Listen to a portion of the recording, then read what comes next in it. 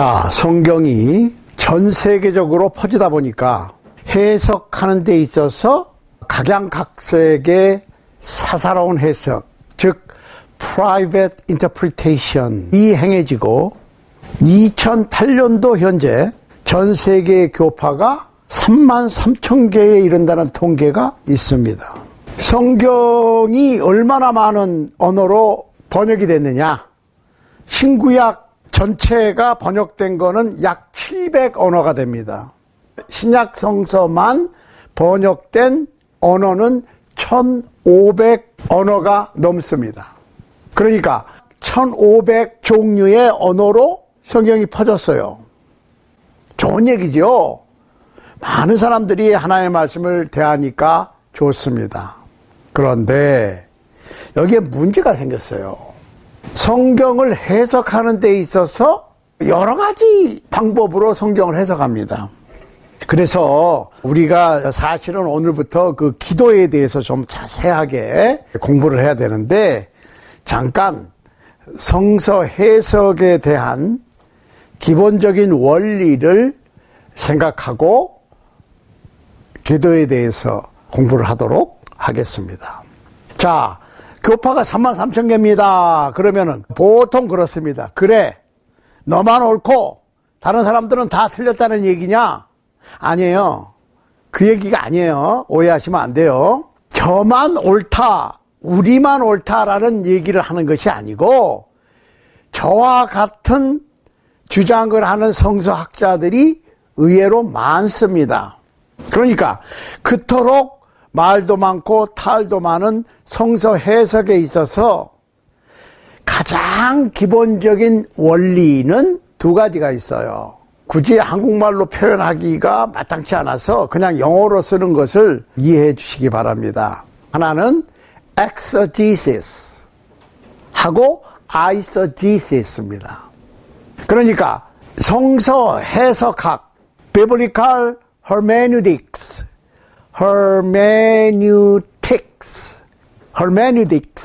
성서 해석학에는 크게 두 가지가 있는데, exegesis, E-X-E-G-E-S-I-S, exegesis, 그 다음에 eisegesis, E-I-S-E-G-E-S-I-S,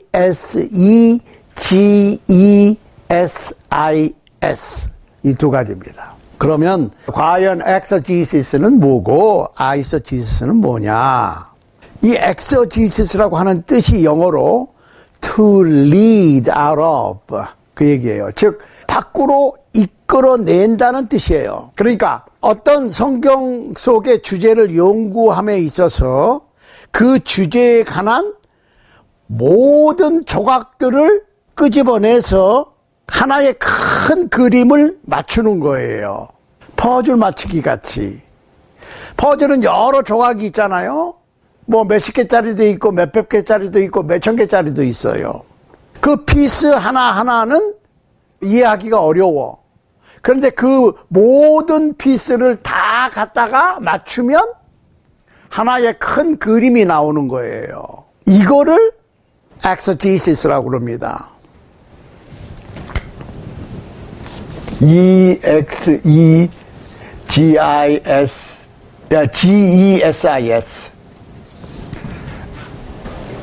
exegesis입니다. 이끌어낸다는 거예요. 성경 구절들을 다 이끌어내서 하나의 큰 피스를 맞추는 거예요.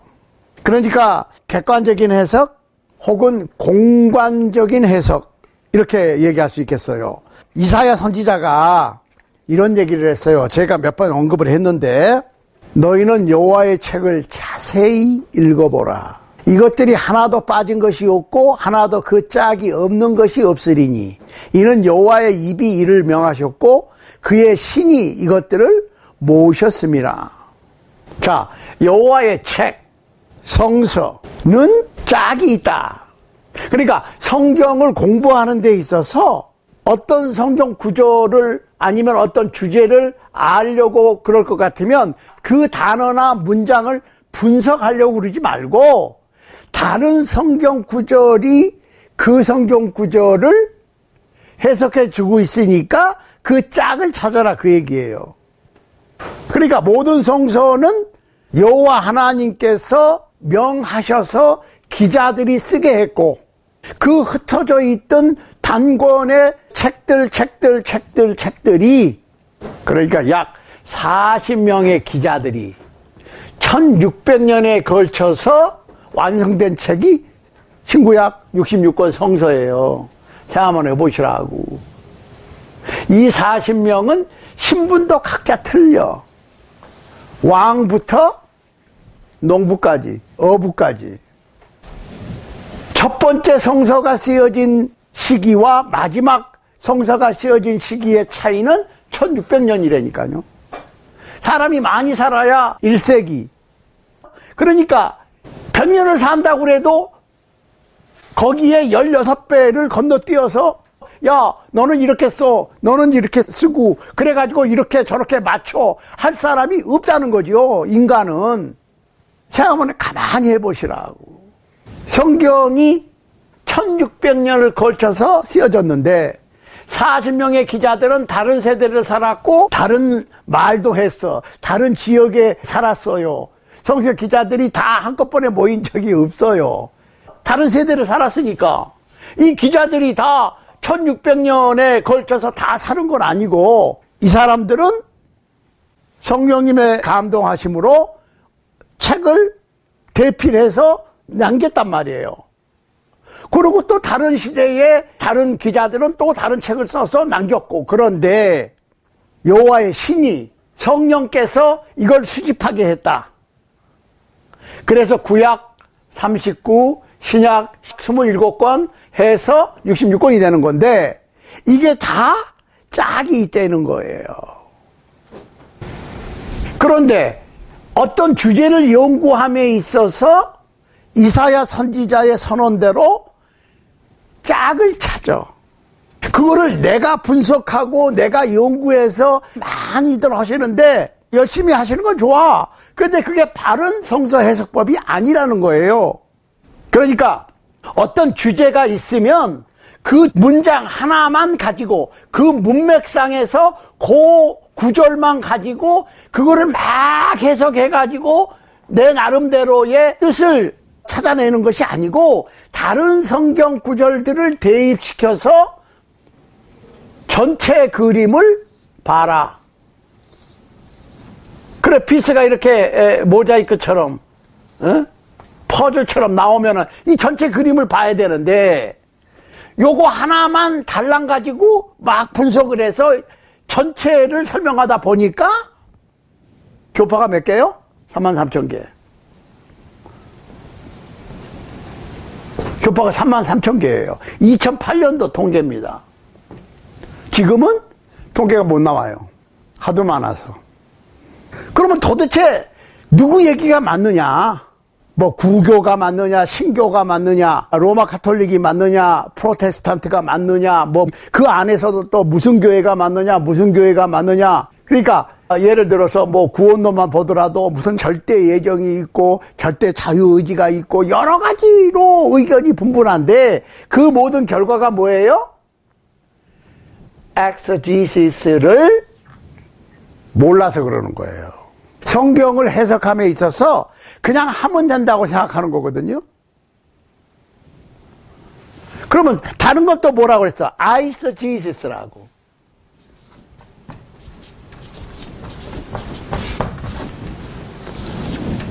사실은 이 엑서지시스하고 아이서지시스는 정반대되는 거라고 볼 수 있어요.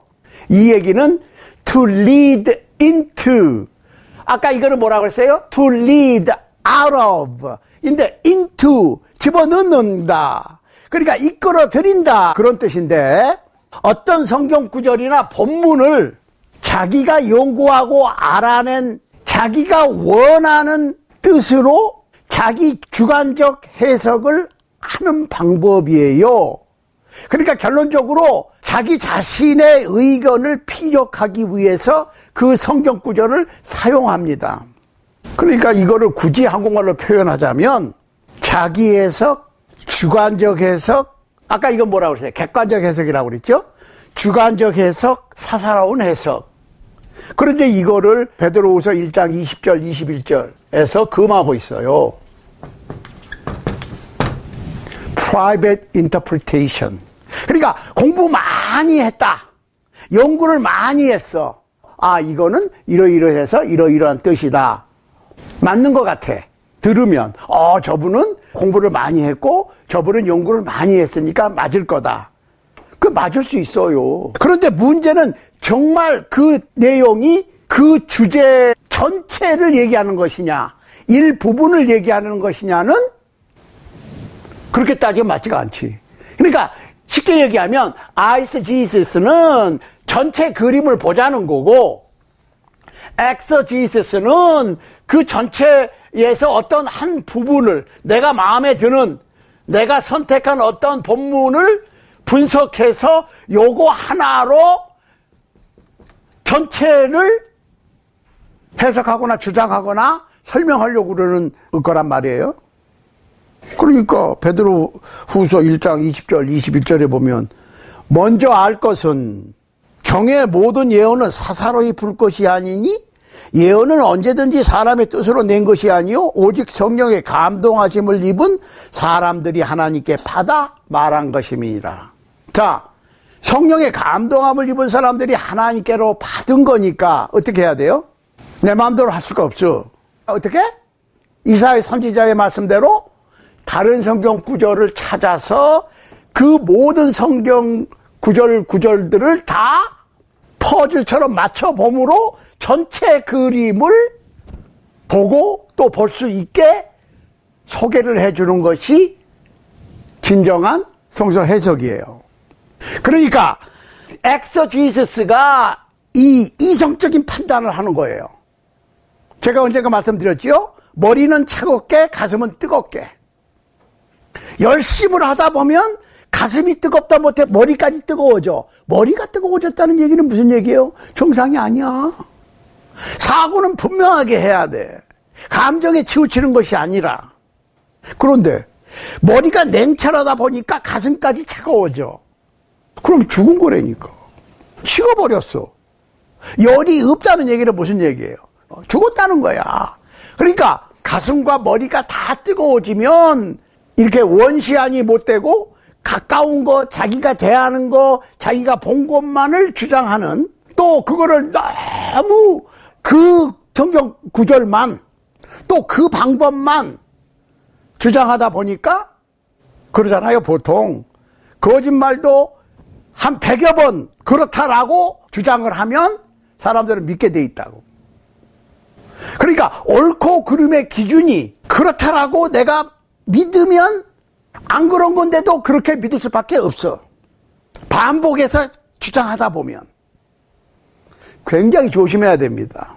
그러니까 내가 바른 신앙을 가졌다라고 믿으면 바른 신앙을 가졌어. 그것이 바른 신앙이 아니라 할지라도 그거를 소위 말해서 긍정적 사고라고 그러는데, 그러니까 사람들이 보통 그래요. 구원에 확신이 있습니까? 에? 긍정적인 신앙이야. 구원받았다고 믿으면 구원받은 거야. 그렇지.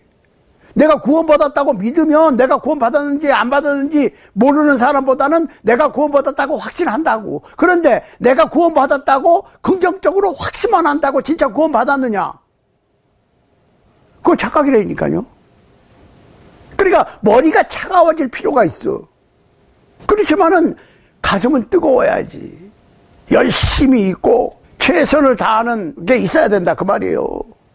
근데 이게 지금 성경 해석에 있어서 엑서지시스는 전체 그림을 보자고 그러니까 사실은 어떤 그룹의 대중들에게, 모인 관중들에게 쉽게 말하면 소위 은혜롭지 못할 수 있어요.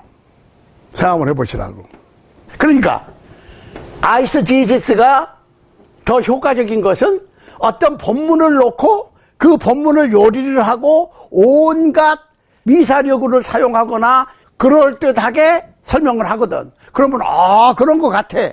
그러니까 은혜스러운 설교를 주고받을 수 있어요. 없는 거 아니야.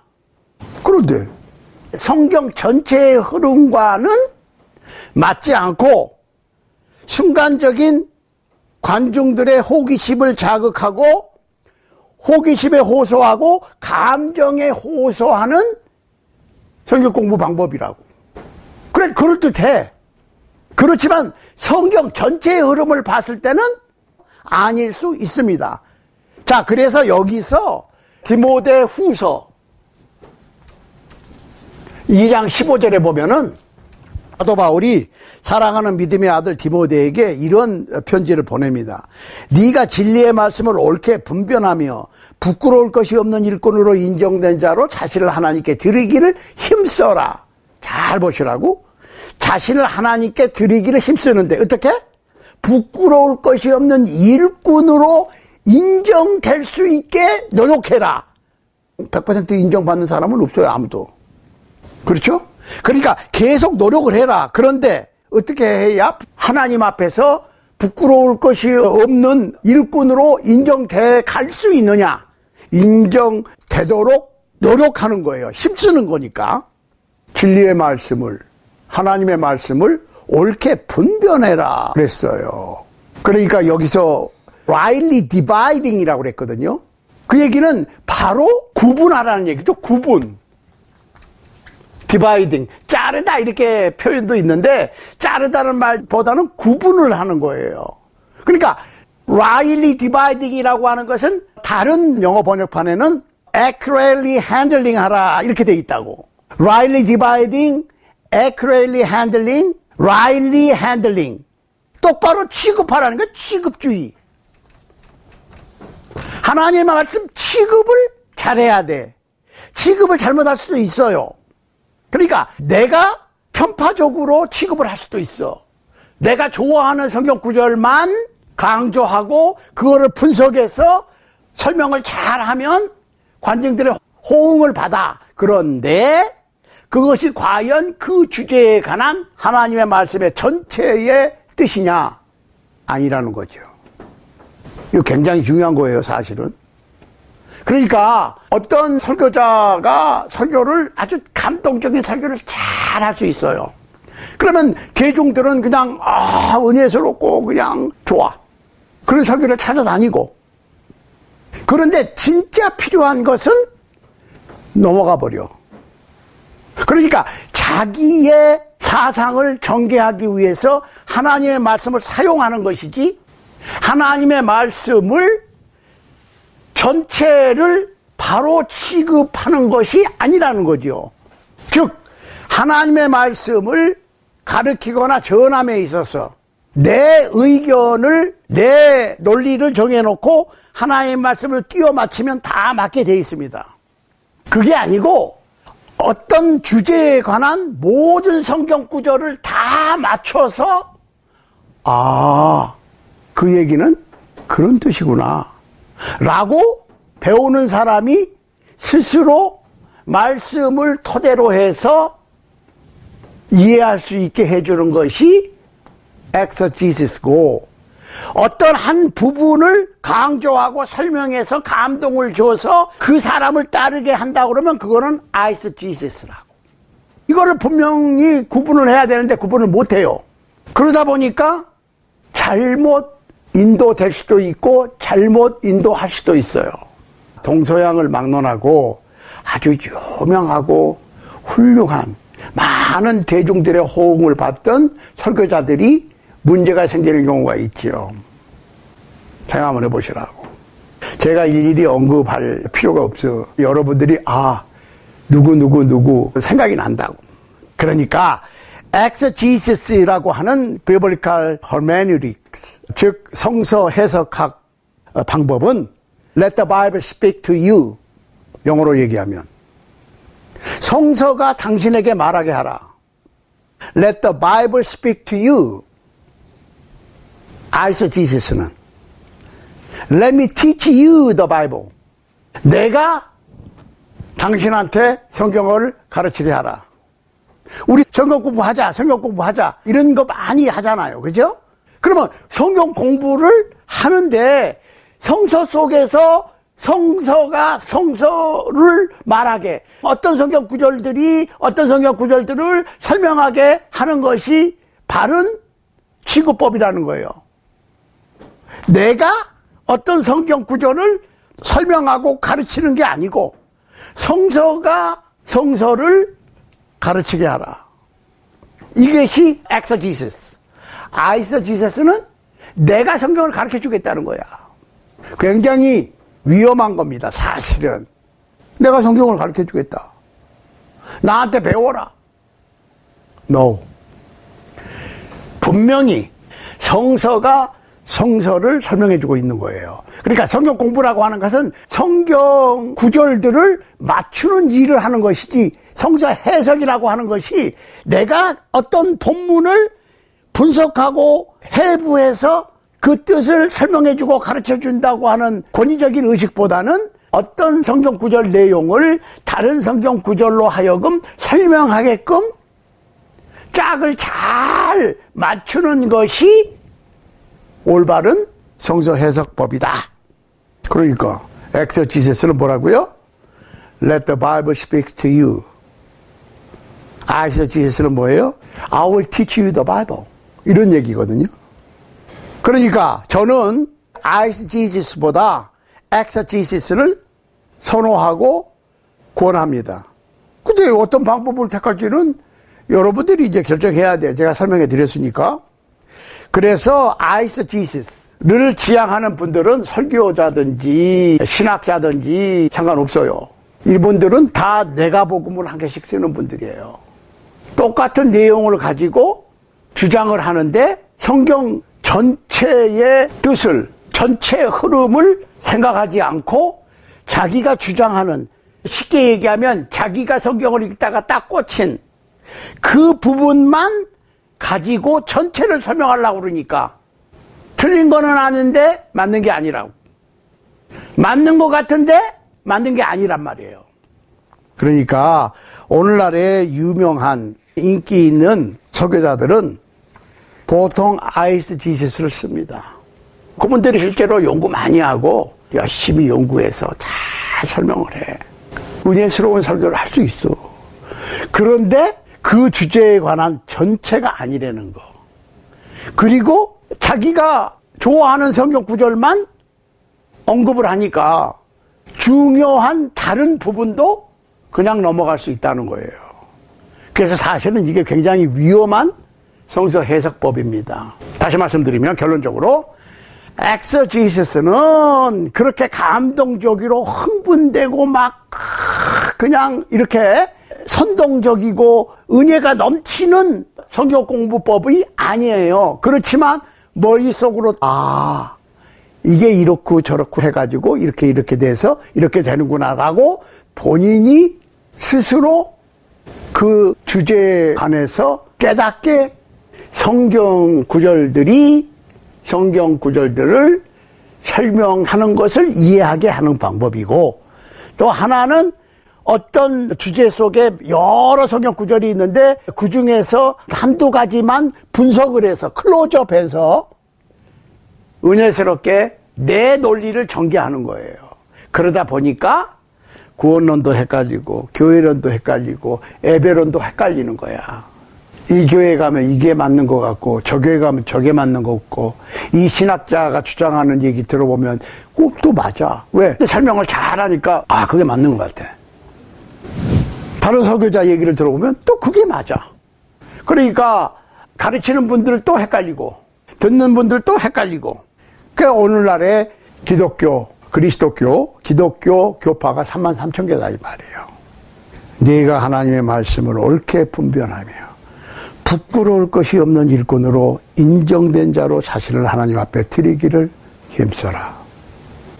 부디 이 말씀을 따르는 여러분과 제가 될 수 있기를 주님의 이름으로 간절히 소원합니다.